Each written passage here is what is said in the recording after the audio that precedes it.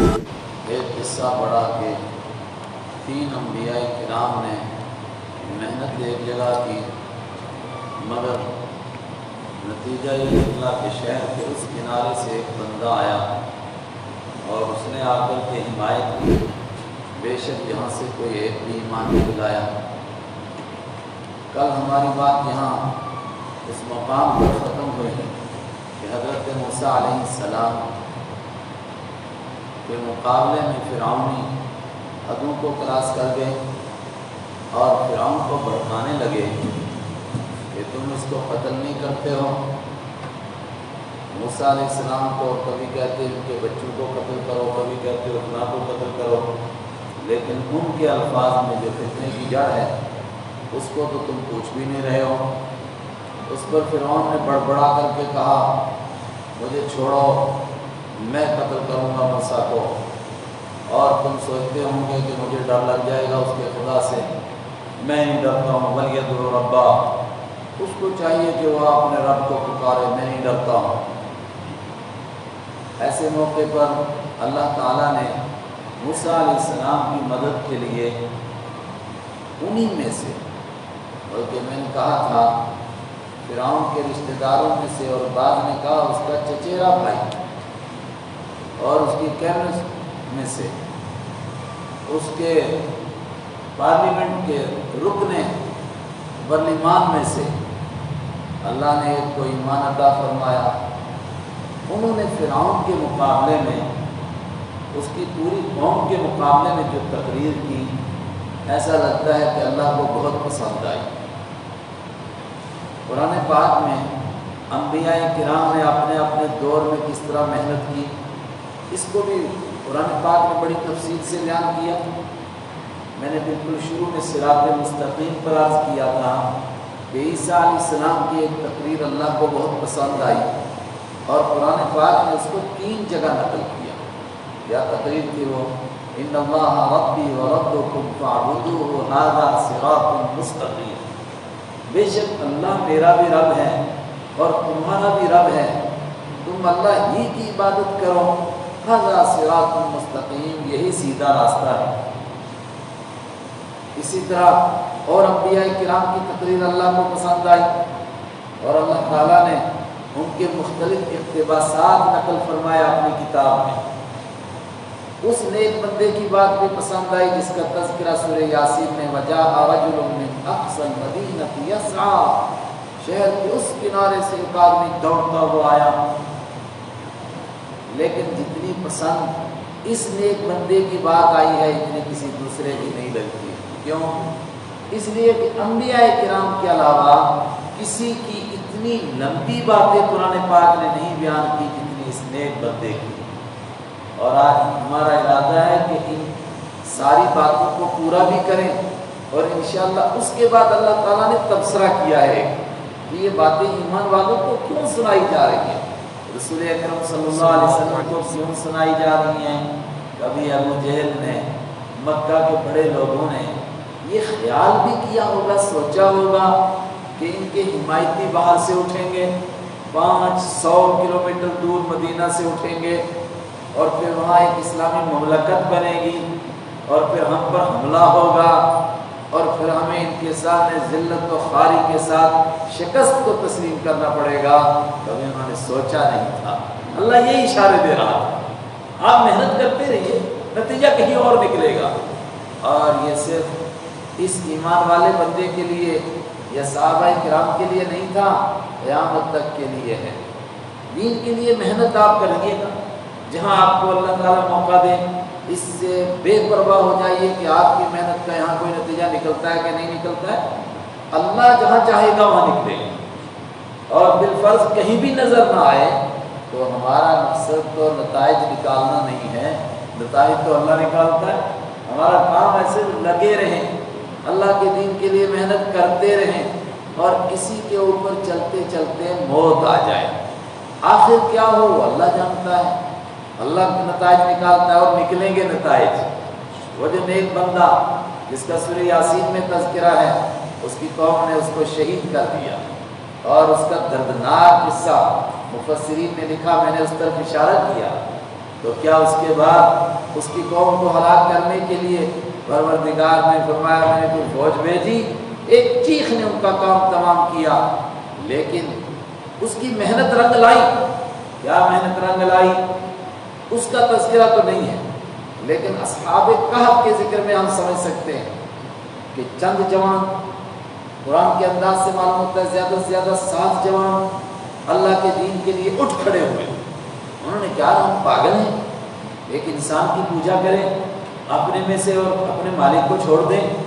ایک کھڑا ہوا، پھر دوسرا، پھر تیسرا، پھر چوتھا، پھر پانچواں، تقریباً 7 یا کم و بیش، اور یہ اپنے ملک سے بھاگ گئے، غار میں چھپ گئے، 309 سال تک غار میں سوتے رہے۔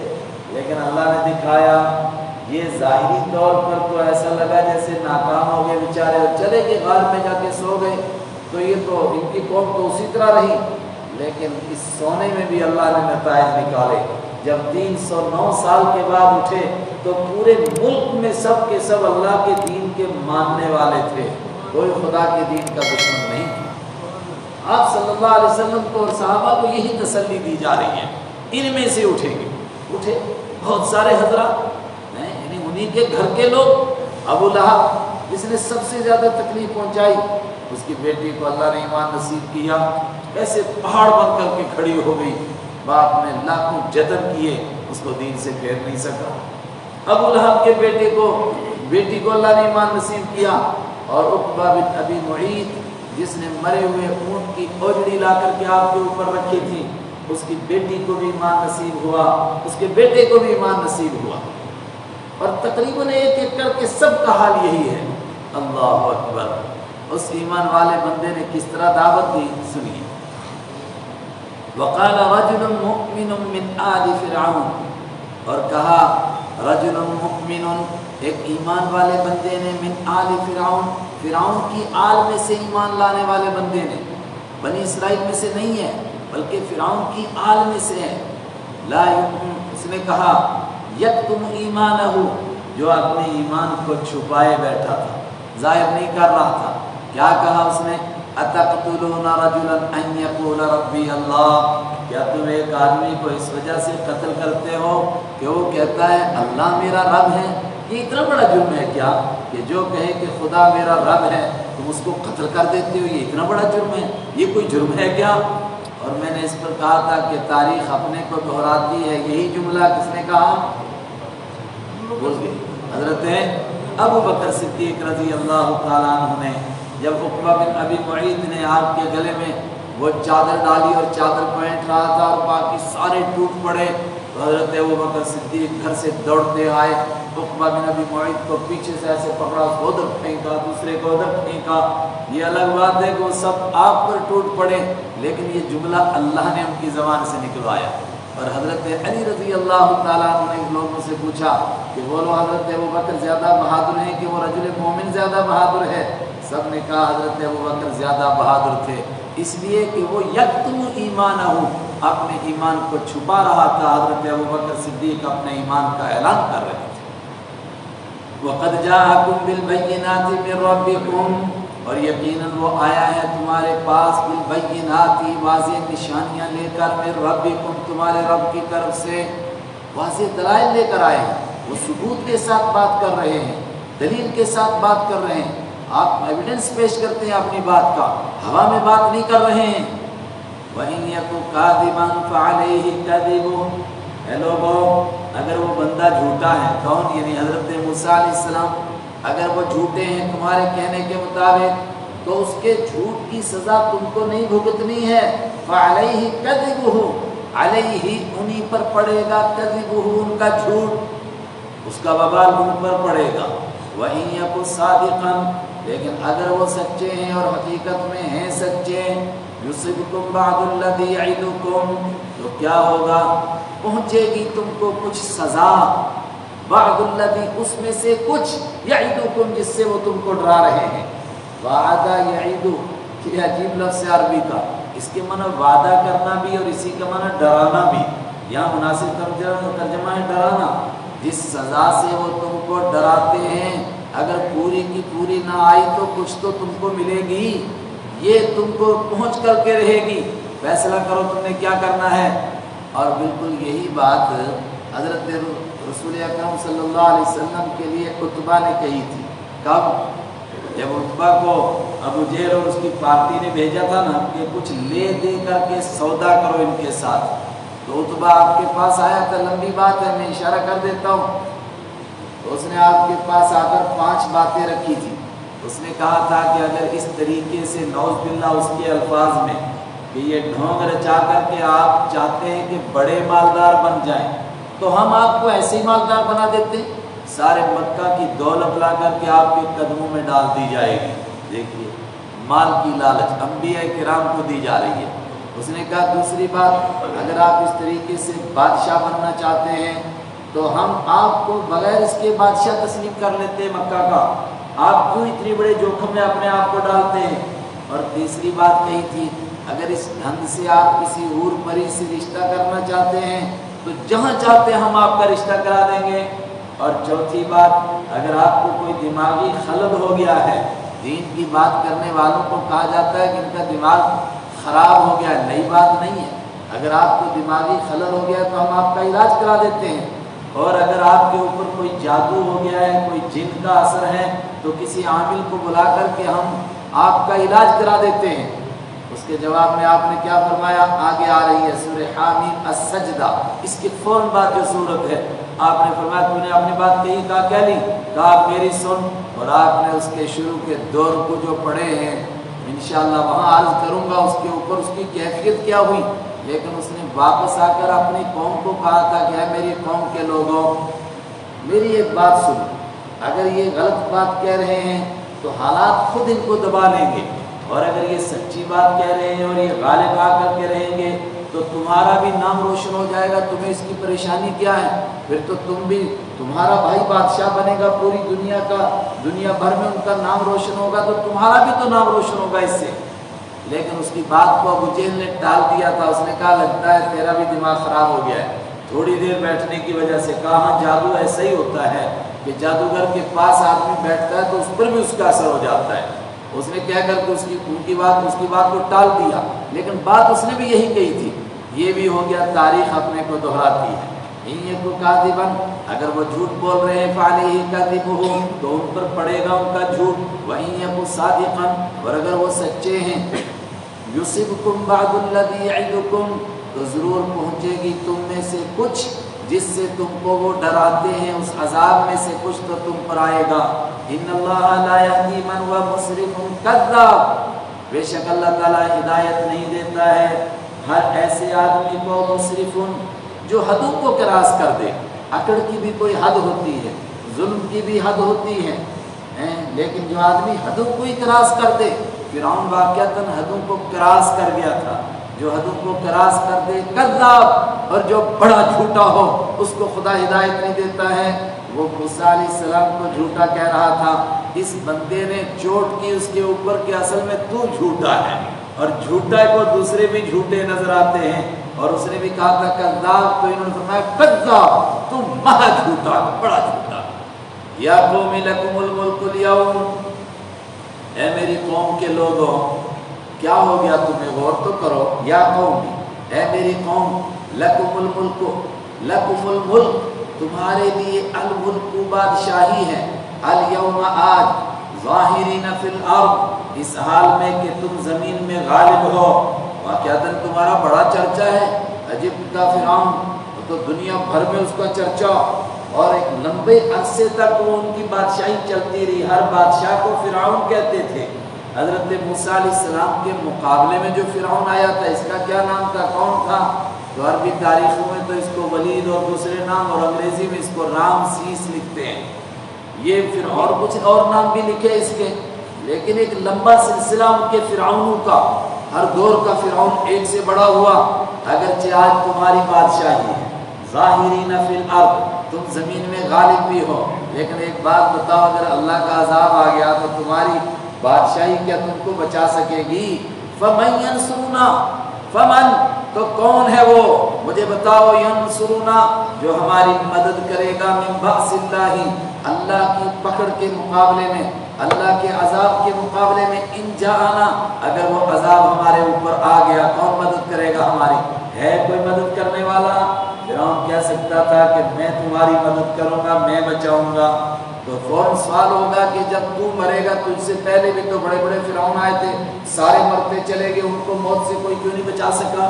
تو اپنے آپ کو موت سے نہیں بچا سکتا، تو دوسروں کو کیا بچائے گا؟ لیکن وہ بھی فرعون تھا، اتنا بے وقوف تو نہیں تھا، پورا وہ حالات کو جاننے والا ہے، اس کو معلوم ہے کہ مجھے کیسی بات کہنی ہے جس سے لوگ میرے ساتھ جڑے رہیں۔ تو اس نے یہ نہیں کہا کہ میں اپنے آپ کو موت سے بچاؤں گا یا تم کو موت سے بچاؤں گا۔ کیا جواب دیتا ہے؟ دیکھو جواب دے رہا ہے۔ معلوم ہوتا ہے کہ ایمان والے نے یہ تقریر کی تو فرعون بیچ میں بول پڑا۔ قال فرعون نے کہا ما اریکم، میں نہیں دکھاتا ہوں تم کو الا ما ارى، مگر وہ دکھاتا ہوں جو میں دیکھتا ہوں، وما اهدیکم الا سبیل الرشاد، اور میں نہیں تمہاری رہنمائی کرتا ہوں مگر سیدھے راستے کی۔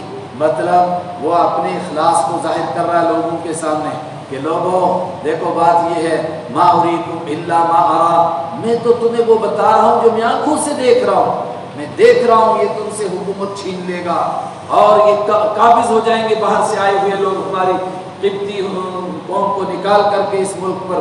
اور سب سے بڑی بات یہ ہے کہ تمہارا جو مثالی دین ہے جو باپ دادا سے چلا رہا ہے، اس دین کا بیڑا غرق کر دیں گے۔ کل اس کا جملہ گزرا نا، یہ ما ارى، جو میں دیکھتا ہوں وہ تم کو دکھاتا ہوں، اور رہی بات اس کی کہ تم گمراہ ہو، وما اهدیکم، میں تمہاری رہنمائی نہیں کرتا ہوں الا سبیل الرشاد، مگر سیدھے راستے کی۔ بھائی دیکھو میں تو صحیح بات تمہیں بتا رہا ہوں، اب کسی کی سمجھ میں آئے کہ نہ آئے، حالانکہ سوال کیا تھا؟ جواب یہ دینا چاہیے تھا بھائی جب بھی مصیبت آئی میں بچاؤں گا، جب بھی موت کا فرشتہ آئے میں اس کو پکڑ لوں گا، اس کو پتہ ہے میں نہیں پکڑ سکتا ہوں، تو وہ دوسری طرف ذہن موڑنے کی کوشش کرتا ہے۔ وقال الذی آمن، اور کہا اس بندے نے الذی جو آمن ایمان لایا تھا، یا قومی، اے میری قوم، انی اخاف علیکم، میں ڈرتا ہوں تم پر، مثل یوم الاحزاب، میں ڈرتا ہوں، مجھے خوف علیکم تم پر، مثل یوم الاحزاب، مختلف پارٹیوں کے دنوں کا جیسا کوئی دن تم پر نہ آ جائے۔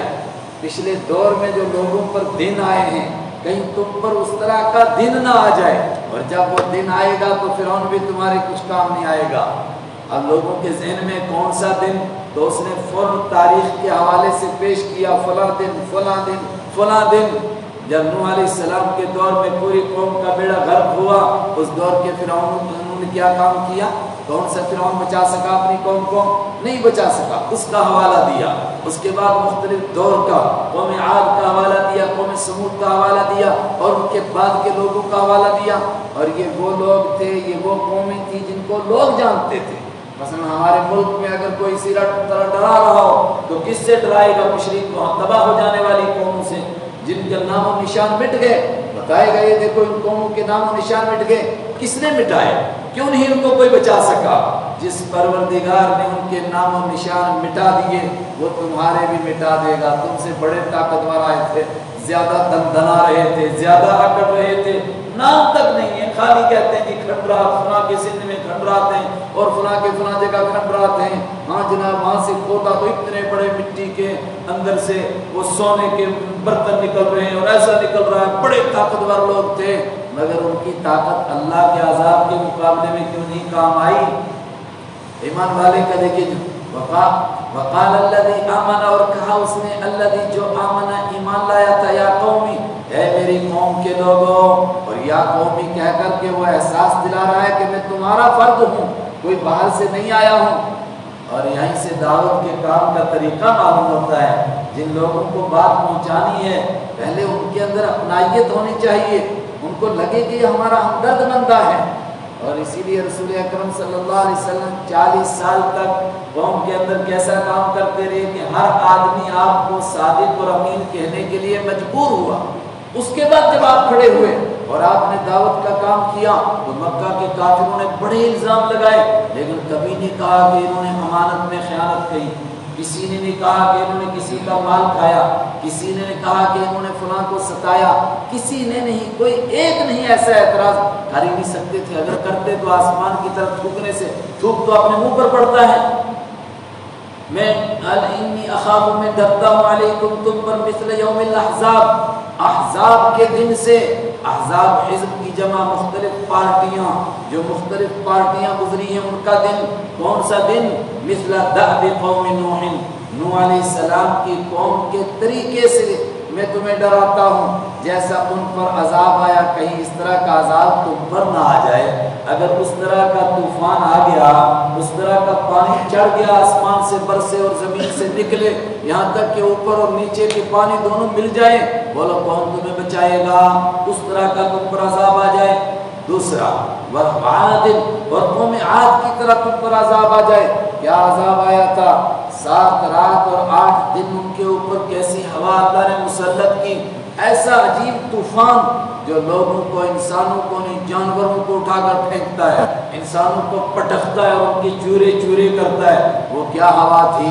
اللہ تعالیٰ نے کہا عاتیہ، وہ ایسی ہوا ہم نے بھیجی کہ فرشتوں کے کنٹرول سے نکل رہی تھی۔ وَثَمُودَ، اور قوم سمود کی طرح عذاب آ جائے۔ قوم سمود پر کیا عذاب آیا تھا؟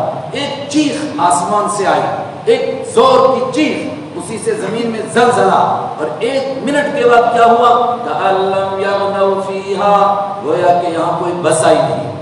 انہوں نے بتایا میری قوم کے لوگوں اگر اس طرح کا عذاب آیا، بولو تمہیں کون بچائے گا؟ فرعون بچا سکتا ہے؟ سب سے پہلے تو اس کے قلعے کا نمبر آئے گا، جھونپڑی تو بعد میں گرے گی، اس کا محل اس کے اوپر گرے گا۔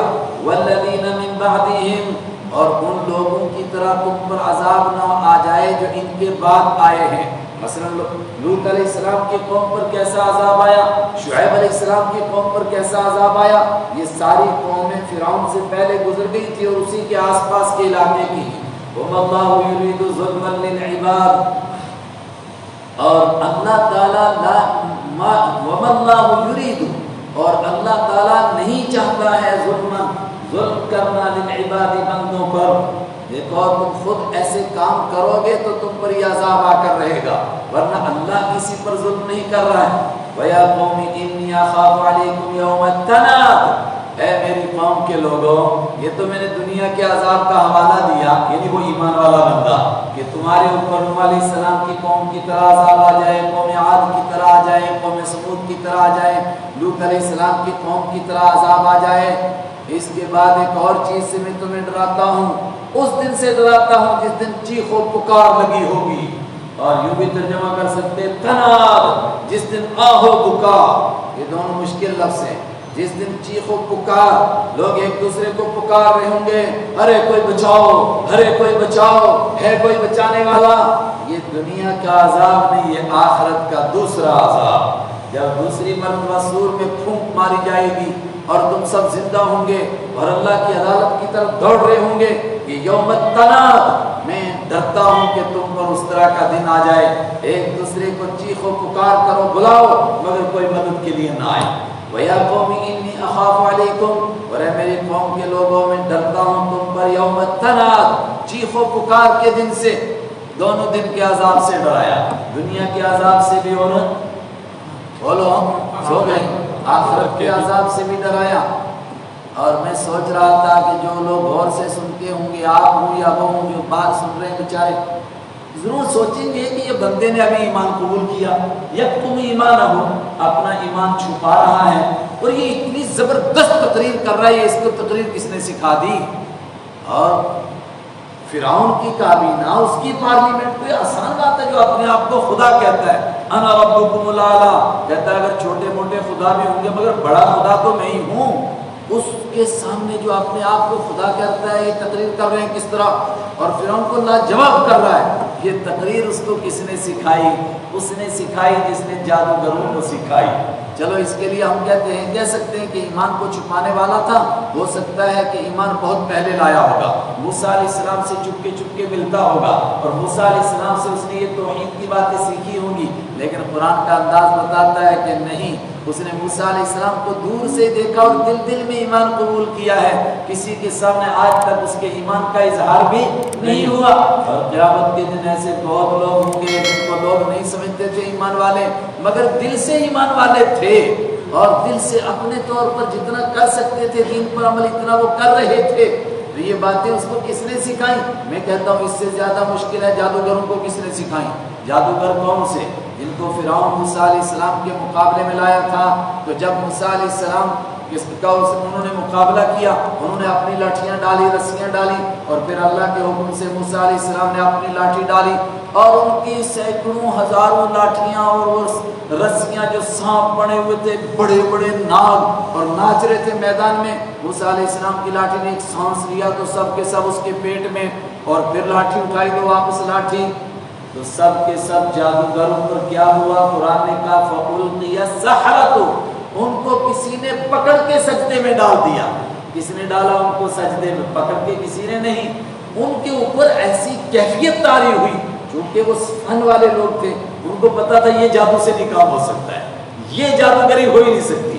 भाई हर आदमी फन वाला फन को जानता है, जिसका जो काम है वो अपने बंदे को जान सकते, एक सेकंड में पहचान लेता है। हम एक जगह गए, एक बंदा मौलवी बना हुआ था, बता रहा था मैं ऐसा हूँ वैसा हूँ। हमारे साथियों ने कहा जी इतने बड़े अल्लामा हैं, इनको मौका नहीं दिया है उन्हें बयान करने का। तो मैंने देखा, मैंने कहा फराडी लगता है। वो सारे साथी मुफ्ती साहब आप इसको फराडी कहते हो, इतने बड़े।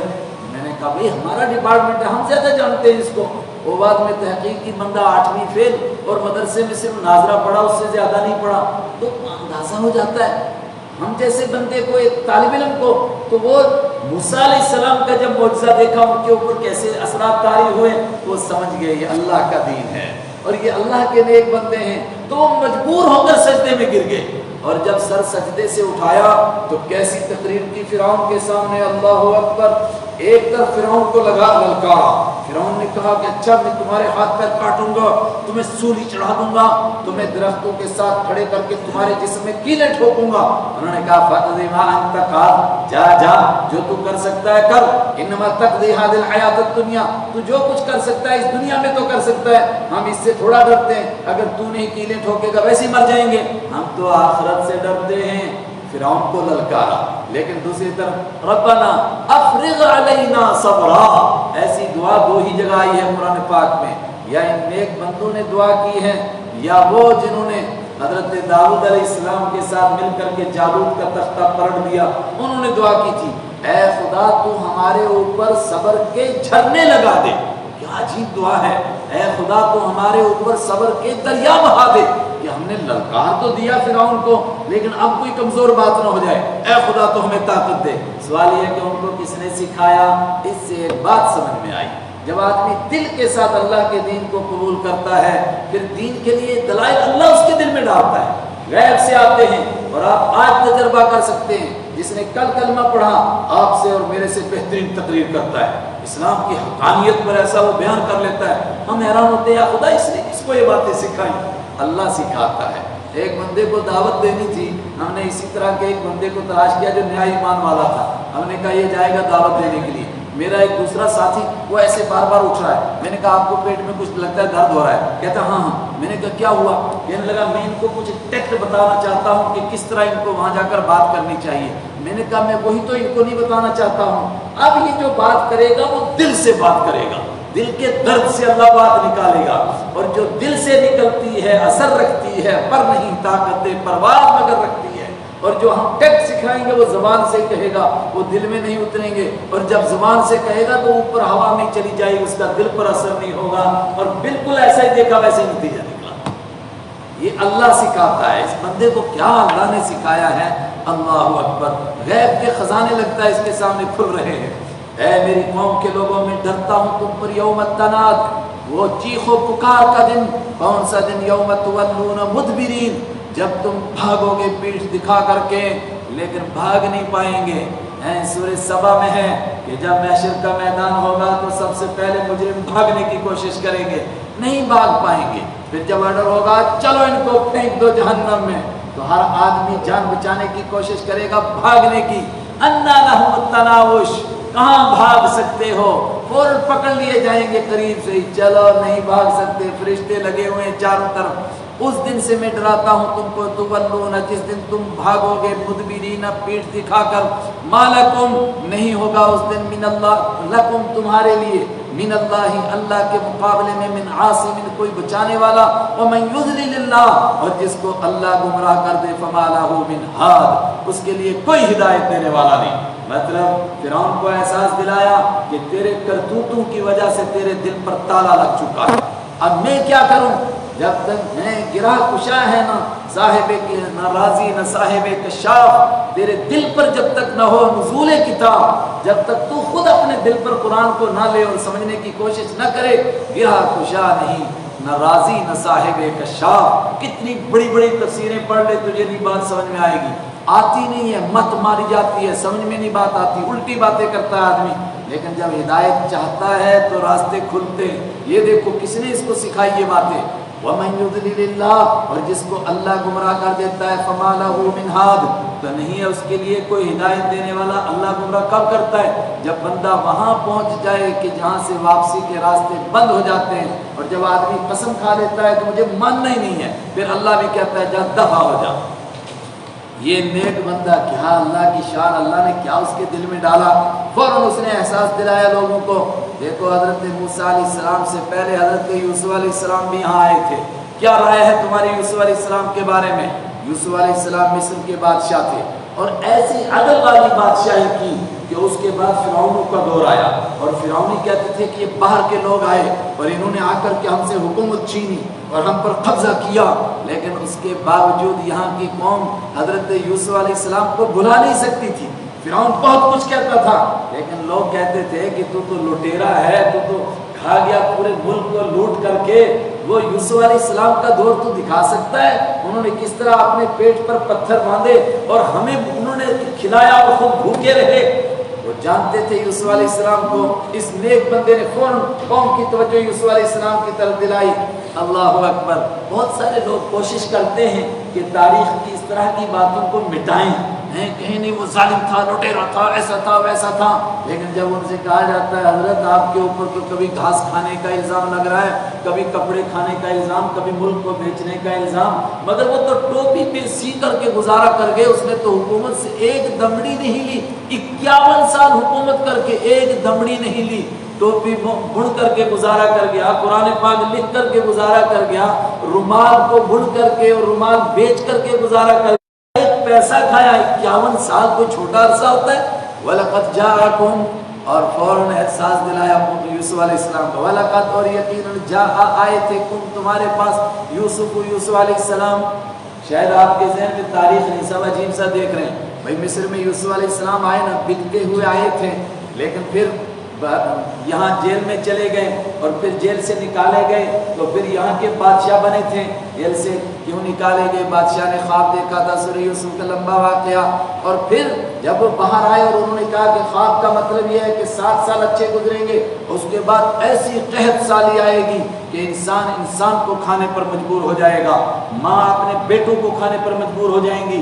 تو بادشاہ نے کہا کہ یہ بتائیے آپ میری کیا مدد کر سکتے ہیں ایسے وقت کے لیے؟ انہوں نے کہا اجعلنی علی خزائن الارض، تو مجھے پھر وزیر خزانہ مقرر کر دیجئے، میں انتظام کرتا ہوں۔ اور قرآن کے انداز سے معلوم ہوتا ہے کہ اس نے ان کو وزیر خزانہ بنایا، ایسا انتظام کیا کہ اس نے پھر ان کو عزیز مصر بنایا، ایسا انتظام کیا کہ آخری وقت میں وہ حکومت سے الگ ہو کر کے ساری حکومت حضرت یوسف علیہ السلام کو دے دی۔ یہ ان کے کارنامے ابھی تک مصریوں کے ذہن میں تو ہیں۔ وَلَقَدْ جَاءَكُمْ، تو یہ ایمان والا بندہ ان کو یاد دلاتا ہے، یقیناً آئے تھے تمہارے پاس یوسف علیہ السلام من قبل، اس سے پہلے، بالبینات، واضح نشانیاں لے کر، فما زلتم فی شک مما جاءکم بہ، فما زلتم، ہائے ہائے، جب تک یوسف علیہ السلام زندہ رہے تم نے ان سے غلہ تو لے کر کے کھایا مگر دین نہیں حاصل کیا۔ فما زلتم، تو تم مسلسل رہے، فی شک، شک میں، مما جاءکم بہ، اس چیز کی طرف سے جو لے کر آئے تھے وہ تمہارے پاس، یعنی اللہ کا دین نہیں تم نے قبول کیا ہے۔ مصریوں اس طرح بڑی تعریف کرتے رہے کہ ایسا بادشاہ تو کائنات نے کبھی دیکھا نہیں، یقیناً نہیں دیکھا، ایسا بادشاہ تو روئے دھرتی کے اوپر ہو ہی نہیں سکتا، لیکن جب تک وہ دین کی دعوت دیتے رہے تم نے دین نہیں قبول کیا۔ حتی اذا ہلک، یہاں تک کہ جب ان کا انتقال ہو گیا، قلتم، تم نے کہا، لن یبعث اللہ من بعدہ رسولا، لن یبعث اللہ، ہرگز نہیں بھیجے گا اللہ تعالیٰ، من بعدہ، ان کے بعد، رسولا، کوئی رسول۔ مطلب وہ رسول تھے، وہ نبی تھے، لیکن جب تک تھے تب تک تم نے مانا نہیں۔ البتہ جب وہ دنیا سے چلے گئے تو مصریوں کا یہ تبصرہ آج بھی تاریخ میں موجود ہے کہ انہوں نے ایک دوسرے سے مل کر کے کہا، ملک ولا کا یوسف، बादशाह तो होंगे, यूसुफ जैसे बादशाह नहीं हो सकते। उन्होंने कहा नबी वला का यूसुफ, नबी भी होंगे आइंदा, लेकिन यूसुफ अलैहिस्सलाम जैसा कोई नबी हो ही नहीं सकता। रसूल वला का यूसुफ, रसूल भी शायद होंगे मगर यूसुफ अलैहिस्सलाम जैसे कभी नहीं हो सकते हैं। लेकिन जब तक वो थे तब तक माना नहीं। और इसी के ऊपर कहा जाता है कि हर दौर के नेक लोग जब चले जाते हैं तो लोग कहते हैं ऐसा नेक आदमी तो हो ही नहीं सकता, लेकिन जब तक रहता है तो उससे कोई फायदा नहीं उठाता, तब तक कोई उसकी बात नहीं मानता। फिर उस दौर के लोग होते हैं जब ये मरते हैं तो कहते हैं ऐसे बंदा नहीं, ऐसा बंदा नहीं, लेकिन जब तक है वो तक उससे कोई फायदा नहीं उठाएंगे। नहीं यबाअसल्लाह, हरगिज़ नहीं भेजेगा अल्लाह ताला मिन बादिही, उनके बाद रसूलन, किसी रसूल को। या ये मतलब है कि अब रसूल कभी आएंगे ही नहीं, लेकिन ये नहीं लगता है, वही लगता है कि वो कहना चाहते थे कि यूसुफ अलैहिस्सलाम जैसा बंदा तो अब कभी क़यामत तक होगा ही नहीं। कज़ालिका युज़िल्लुल्लाहु मन हुवा मुस्रिफुन मुर्ताब, फरमाया इसी तरह अल्लाह ताला गुमराह रहने देता है ऐसे लोगों को जो शक करने वाले होते हैं, मुस्रिफुन जो हदों को क्रॉस करने वाले होते हैं। उनको क्या करता है, जब नेक लोग आते हैं, नेकों के पास बैठते हैं मगर उनसे फायदा नहीं उठाएंगे। जब वो दुनिया से चले जाएंगे फिर तबसरे करेंगे। हाजी गुलाम कादिर साहब भटियास वाले जब तक थे तो लोग क्या फायदा उठाया, ज्यादा तावीज़ देने के लिए दौड़े लोग हैं। अरे भाई कोई दीन का फायदा उठाते, उस सिलसिला कादरी के ऊंचे पाए के बुजुर्ग थे, कोई फायदा उठाते। हाँ जब चलेंगे कहते हाजी साहब जैसा बंदा अब क़यामत तक भी हो सकता है, हाजी साहब जैसा बंदा। जब थे तो तब क्या फायदा उठाया।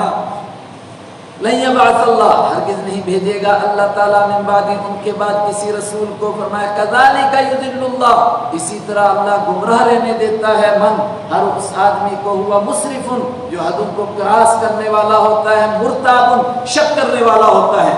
जब तक नेक बंदा है शक करता है पता नहीं ठीक भी है नहीं है, कोई गड़बड़ जरूर होगी, कोई चक्कर जरूर होगा। कौन है ये लोग, अल्लज़ीना युजादिलूना, ये सारी तकरीर उसने एक बंदे की।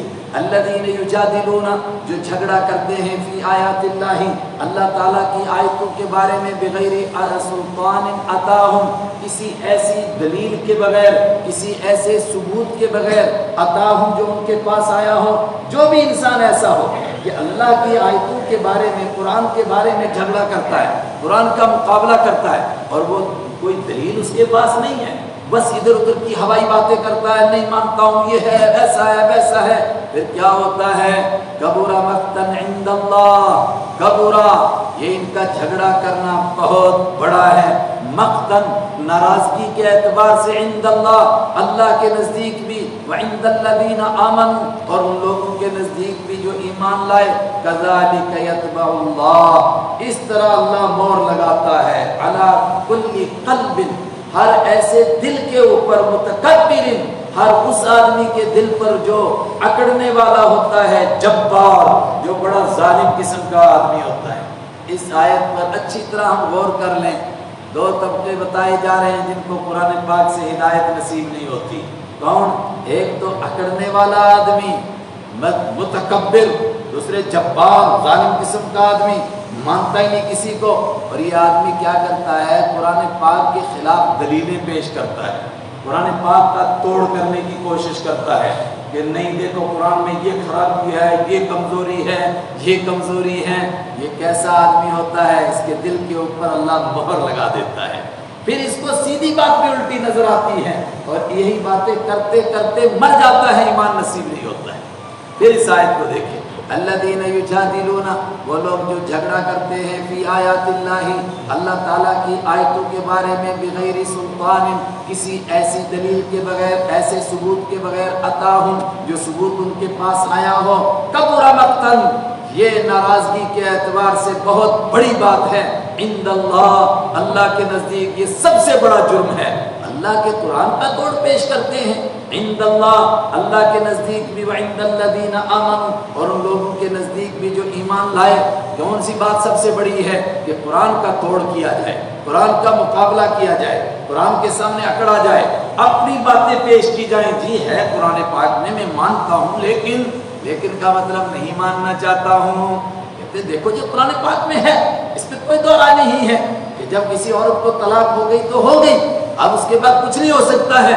ठीक है कुरान पाक में, लेकिन अगर औरत न माने तो भाड़ में जाए। भाई कुरान ने क्या दिया, तलाक हो गई तो हो गई ना, اگر کوئی آدمی کہے جی فلاں کا گلا کٹا، وہ مانتا ہی نہیں میں مرا ہوں، وہ بھائی وہ مانے یا نہ مانے، گلا تو کٹ گیا ہے اس کا۔ جب طلاق دے دی شوہر نے تو دے دی، ہو گئی طلاق۔ پھر کس طرح طلاق ہوگی؟ اگر دینے سے بھی نہیں ہوگی تو اور کون سا طریقہ ہے؟ یہ ہے وہ طبقہ جس کو اللہ دلوں پر مہر لگاتا ہے، پھر ان کو ہدایت نہیں ملتی ہے۔ اور جب طلاق بھی ہو گئی اور عدت بھی گزر گئی اور وہ پورا دور ختم ہو گیا، میاں بیوی کا کوئی رشتہ باقی نہیں رہا، تو قرآن پاک نے کہا کہ شوہر جو کچھ دے سکتا ہے وہ طلاق کے وقت میں دے دے گا، اسی وقت میں سب کچھ ادا کرے گا۔ اس کے بعد اس کا خرچہ اس کو کیسے دے گا جبکہ ان کا کوئی رشتہ رہا ہی نہیں باقی، میاں بیوی نہیں رہے۔ اب اگر کوئی کہے نہیں لیکن بات یہ ہے، لیکن بات یہ ہے، اس کا مطلب یہ ہے کہ اس کے دل کے اوپر مہر لگ چکی ہے، اب اس کو ہدایت نہیں ملے گی۔ کذالک یطبع اللہ، اسی طرح اللہ مہر لگا دیتا ہے علی کل قلب متکبر، ہر ایک اکڑنے والے کے دل پر، جبار، ہر ایک ظالم کے دل کے اوپر۔ جبار کے معنی بھی متکبر، اکڑنے والا، لیکن جب دونوں لفظ آئیں تو ایک کا معنی ظالم اور ایک کے معنی اکڑنے والا۔ یہ ایمان والے نے بات کی، حالانکہ فرعون کو ابھی موقع نہیں تھا بیچ میں گھسنے کا، لیکن یہ پھر بیچ میں گھسا اور لگا بڑبڑانے۔ اس نے دیکھا کہ کوئی بات چل نہیں رہی ہے اور لوگوں پر اس کی بات کا بہت اثر ہو رہا ہے، تو اس نے ان کی باتوں کو بے اثر کرنے کے لیے ایک بےہودہ قسم کا جملہ کہا۔ اس نے اپنے وزیر سے کہا، حامان تو نے کوئی خدا دیکھا میرے سوا زمین میں؟ تو یہ تو اسی طرح کے لوگ ہوتے ہیں کہ بھئی دن ہے کہ دن ہے، کیوں ہے کہ سر بول رہے دن ہے، ارے رات ہے کہ رات ہے، کہا کیوں ہے، سر بول رہے رات ہے، کہا سورج تو نظر آ رہا، کہا نہیں مجھے تارے نظر آ رہے ہیں، اس لیے کہ سر نے بولا ہے، میں تنخواہ لیتا ہوں، سر بول رہے رات تو رات، سر بول رہے دن تو دن۔ تو حامان تو اس کا وزیر تھا، اس کو جو بادشاہ کہتا اس کو وہی ماننا تھا۔ اس نے کہا زمین میں تو کوئی خدا نظر نہیں آیا، یہ کس خدا کی دعوت دے رہے ہیں؟ یار ایک ٹاور بڑا سا، میں ذرا اوپر چڑھ کے دیکھتا ہوں، کہیں اوپر تو کوئی خدا نہیں ہے، نیچے تو کوئی نظر آ نہیں رہا ہے، دیکھتا ہوں ذرا اوپر چڑھ کے کوئی خدا ہے، کوئی اونچا سا ایک ٹاور بنا۔ کیا فرعون نے، حامان نے اس کے لیے ٹاور بنایا اور کیا فرعون اس پر چڑھا؟ دونوں طرح کی تاریخی روایتیں، کچھ کہتے ہیں کہ ٹاور بنایا اور فرعون واقعتاً چڑھا اور پھر واپس آ کر اس نے کہا کہ میں نے کوئی خدا نہیں دیکھا اور میں نے ایک تیر مارا تھا، وہ اتفاق سے کسی گدھ کو لگا، اس پر خون لگ کر کے تیر نیچے گرا، کہتا تھا اگر ہے تو میں نے مار دیا ہے، زمین والے بھی خدا میں نے مارے، آسمان والے بھی، ٹاور کے اوپر۔ اب اس دور میں کتنا بڑا ٹاور بنایا ہوگا، 10 منزل ہوگا، 15 منزل ہوگا، کوئی 100 منزل تو نہیں ہوگا آج کی طرح، لیکن اس ٹاور پر چڑھ کر کہتا تھا کہ میں دیکھ کر آ گیا ہوں اوپر کوئی خدا نہیں ہے۔ اللہ اکبر۔ بعض لوگ کہتے ہیں کہ نہیں، اس کا یہ مقصد ہی نہیں تھا، اس کا مقصد تھا لوگوں کی توجہ ہٹے، کیونکہ لوگ بڑی گہرائی سے بات سن رہے تھے۔ آج بھی آپ دیکھیں گے کہیں کوئی بات کر رہا ہو تو کوئی آدمی بیچ میں ادھر کی بات کرے گا تاکہ لوگوں کی توجہ ہٹ جائے، تو وہ چاہ رہا تھا کہ لوگوں کی توجہ ہٹے۔ اس نے کہا بھئی کہاں ہے خدا، ادھر تو کوئی نظر نہیں آیا، ٹاور بنایا اوپر چڑھ کے دیکھتا ہوں۔ تو نہ اس نے ٹاور بنایا اور نہ وہ اوپر چڑھا، وہ تو صرف ایک بکواس کر رہا تھا، وہ کیا اور بات ختم ہو گئی۔ دونوں طرح کی روایتیں ہیں، بعض کہتے ہیں کہ بنایا، بعض کہتے ہیں کہ نہیں بنایا، بنانا چاہتا ہی نہیں تھا، وہ تو صرف ایک مذاق کر رہا تھا۔